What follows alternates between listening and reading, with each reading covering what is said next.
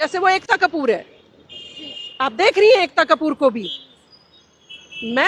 वैसे तो मैं कहना नहीं चाहती हूँ, कोई कुछ भी कपड़े पहने वो उसकी इच्छा है, लेकिन जब कोई देश को तोड़ने की बात करता है तो फिर उसकी ड्रेस पर मुझे कहना पड़ता है कि आप नंगी घूमना चाहती हैं, घूमिए, पूरे देश को नंगा नहीं घूमने देंगे तुम्हारे साथ। और ना ही हमारे देश के खिलाफ आप क्या दिखा रही हैं। मेरा सम्मान, मेरी वर्दी, शेरिन मेरे आर्मी की वर्दी को क्या दिखा रही हो आप उसकी बीवी को। अरे उसकी बीवी का दर्द आप क्या समझोगी। उसकी बीवी का दर्द देखना है तो देखो जो शहीद होकर आता है जब शव उनका, देखो तब।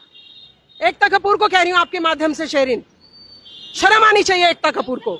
विराट कोहली हमारे देश का गौरव है, उनको डांटना चाहिए, उनको बताना चाहिए आप गलत कर रही हैं, ना कि समर्थन में खड़ा होना चाहिए। महिला सशक्तिकरण का मतलब ये नहीं होता कि आप आवारा हो जाएं, नंगे हो जाएं, देश को तोड़ने की बातें करने लगे, गंदी अश्लील हरकतें करने लगे, गंदी चीजों को परोस परोस कर आप पैसा कमाने लगे।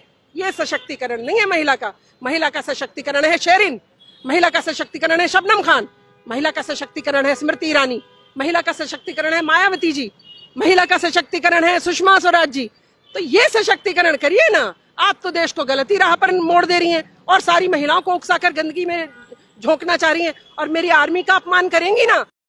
नहीं, यहाँ अभी कोरोना खत्म हो या ना हो, मुंबई पहुंच जाएंगे हम सब और उनके घर के बाहर भी धरने पर बैठना आता है हमें। माफी मांगे अनुष्का शर्मा और आपकी स्वरा भास्कर और एकता कपूर को तो बिल्कुल शर्म नहीं है। मैं जितेंद्र जी से कहूंगी, आपकी तो हम सब बहुत रिगार्ड करते हैं, कम से कम बेटी को थोड़ी तमीज सिखाइए। मुझे नरेंद्र मोदी जी से बड़ी उम्मीद है, मुझे उम्मीद है कि ऐसी पहली बार ऐसा प्रधानमंत्री आया शेरिन जो कुछ बदलाव लेकर आएगा। वरना क्या पिंजरा तोड़ गैंग की बात कर रही थी आप, क्या करने दें आपको। आवारागर्दी कहती हैं रात के 2 बजे मैं तो कपड़े उतार के घूमूंगी। क्या बात करती हैं आप, हमारे संस्कार खराब करेंगी आप। हम भी अच्छे कपड़े पहनते हैं, हम भी पढ़े लिखे हैं, हम भी महिलाओं को सम्मान दिलाने का काम करते हैं। सारे देश में और बहुत सारी महिलाएं काम कर रही हैं सम्मान के साथ, सम्मान के साथ, आवारागर्दी सिखाने के लिए नहीं। तो ये चाहते हैं, ये एक गैंग है शेरिन, चाहे सफूरा हो चाहे शर्जिल हो। क्या पुलिस किसी को ऐसे ही अरेस्ट कर लेती है। आप भी तो वहां पर लड़ने जाएंगे ना कोर्ट में केस।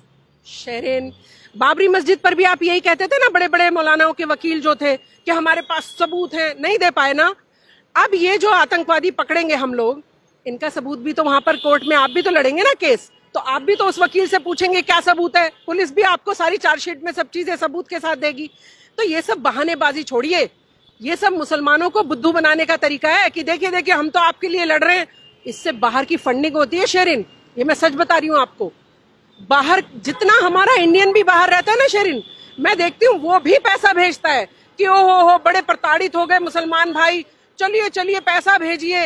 वो वकील भी वहां लिख लिख के चिट्ठी और फोटो जो सफूरा की और सबकी भेजता है, देखो मुसलमान बहनों पे भी अत्याचार हो गया। ये बहनें थी, डीसीपी अमित शर्मा को घेर कर मार लिया, ये बहनें थी जी नहीं। ये वही वाले एक जो हिस्सा है ना पीएफआई वाले और ये सब, उन्होंने इंडिया में एक जो वो बना रखा है ग्रुप, ये उसी का हिस्सा है। पढ़ी लिखी, चालाक, समझदार और अपराधी, अपराधी दिमाग, देश को तोड़ने वाला दिमाग। तो मैं इसीलिए आपके माध्यम से कह रही हूँ, महिला पाकिस्तान को तो हमने चखा ही रखा है, लेकिन ये जो घर के देशद्रोही हैं इनको बख्शा ना जाए। ये मैं मास्क हटाकर शेरिन बोल रही हूँ हाई रिस्क पर आपके माध्यम से, क्योंकि मैं हमेशा शेरिन आपके माध्यम से कहती हूँ कि देश के अंदर वाले जो है ना, जो हमारे देश में अराजकता फैलाने वाले और देश को तोड़ने वाले लोग हैं, इन पे शिकंजा कसना बेहद जरूरी है।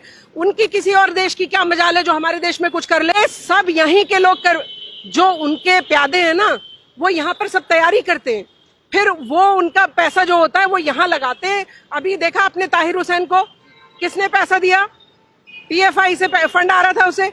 तो मैं इसीलिए कह रही हूँ कि सारे काम छोड़ के पहले और देश के जितने अपराधी हैं इनको पकड़ लेना चाहिए। और ये रत्ती भर भी महिला है, पुरुष है, बच्चा है, बूढ़ा है, ये सब नहीं देखना चाहिए। सजा सबको एक बराबर दो, जो देशद्रोह करे, जो देश के खिलाफ बात करे, काम करे। संदिग्ध भी हो ना शेरिन, अगर संदेह भी हो उस पर, नेता हो, अभिनेता हो या कोई और हो, बड़े से बड़ा धुरंधर, पकड़ लीजिए उसे, क्योंकि देश के इन गंदे कीड़ों को बेहद जरूरी है शेरिन। ये गंदे कीड़े तभी हमारा देश एक सशक्त भारत जो है असल में सोने की चिड़िया तब बन के उभरेगा शेरिन। पेंडेमिक सिचुएशन में ना पुलिस को सलाम किया जाता है, ना डॉक्टरों के लिए कोई ट्वीट होता, पर ये पिंजरा तोड़ गैंग और ये जेएनयू वाले जरी सर फटाक से बाहर आ जाते हैं और ये कहते हैं कि हमारे निर्दोषों को जेल से बाहर निकालो। कौन से निर्दोष? और ये कहते हैं कि सब याद रखा जाएगा। चाहे सफूरा हो, चाहे शर्जिल हो, क्या पुलिस किसी को ऐसे ही अरेस्ट कर लेती है? आप भी तो वहां पर लड़ने जाएंगे ना कोर्ट में केस। शेरिन, बाबरी मस्जिद पर भी आप यही कहते थे ना, बड़े बड़े मौलानाओं के वकील जो थे कि हमारे पास सबूत है, नहीं दे पाए ना। अब ये जो आतंकवादी पकड़ेंगे हम लोग, इनका सबूत भी तो वहां पर कोर्ट में आप भी तो लड़ेंगे ना केस, तो आप भी तो उस वकील से पूछेंगे क्या सबूत है। पुलिस भी आपको सारी चार्जशीट में सब चीजें सबूत के साथ देगी। तो ये सब बहानेबाजी छोड़िए, ये सब मुसलमानों को बुद्धू बनाने का तरीका है कि देखिए देखिए हम तो आपके लिए लड़ रहे हैं। इससे बाहर की फंडिंग होती है शेरिन, ये मैं सच बता रही हूँ आपको। बाहर जितना हमारा इंडियन भी बाहर रहता है ना शेरिन, मैं देखती हूँ वो भी पैसा भेजता है कि ओ हो बड़े प्रताड़ित हो गए मुसलमान भाई, चलिए चलिए पैसा भेजिए। वो वकील भी वहां लिख लिख के चिट्ठी और फोटो जो सफूरा की और सबकी भेजता है, देखो मुसलमान बहनों पे भी अत्याचार हो गया। ये बहनें थी? डीसीपी अमित शर्मा को घेर कर मार लिया, ये बहनें थी? जी नहीं, ये वही वाले एक जो हिस्सा है ना पीएफआई वाले और ये सब, उन्होंने इंडिया में एक जो वो बना रखा है ग्रुप, ये उसी का हिस्सा है। पढ़ी लिखी, चालाक, समझदार और अपराधी दिमाग, देश को तोड़ने वाला दिमाग।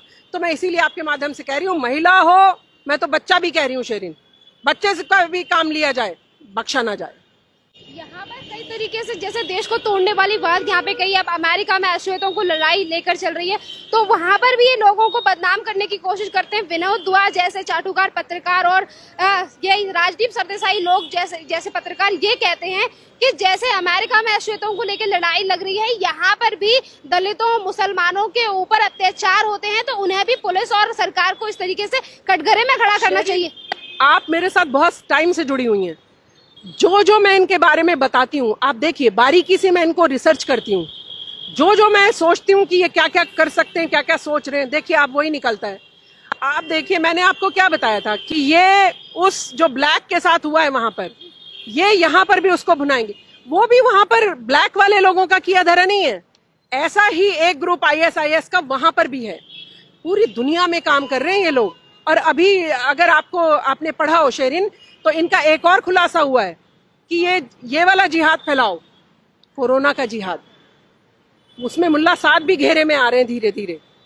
तो मैं आपको ये बोल रही हूँ कि ये सारे मुल्ला हो या कोई और हो, सफूरा हो, शर्जिल हो, कन्हैया हो, इन सब की कड़ाई से जांच हो और जो प्रूफ है फटाफट दे के, इनके पर इतने लंबे केस नहीं चलने चाहिए शेरिन। और अगर कोई भी जरा भी अपने दांत दिखाकर इनके साथ खड़ा होने की कोशिश करे, दांत ऐसे अपराधियों के, और मुझे नरेंद्र मोदी जी से बड़ी उम्मीद है, मुझे उम्मीद है कि ऐसी पहली बार ऐसा प्रधानमंत्री आया शेरिन जो कुछ बदलाव लेकर आएगा। वरना क्या पिंजरा तोड़ गैंग की बात कर रही थी आप? क्या करने दें आपको? आवारागर्दी कहती हैं रात के 2 बजे मैं तो कपड़े उतार के घूमूंगी। क्या बात करती हैं आप? हमारे संस्कार खराब करेंगी आप? हम भी अच्छे कपड़े पहनते हैं, हम भी पढ़े लिखे हैं, हम भी महिलाओं को सम्मान दिलाने का काम करते हैं।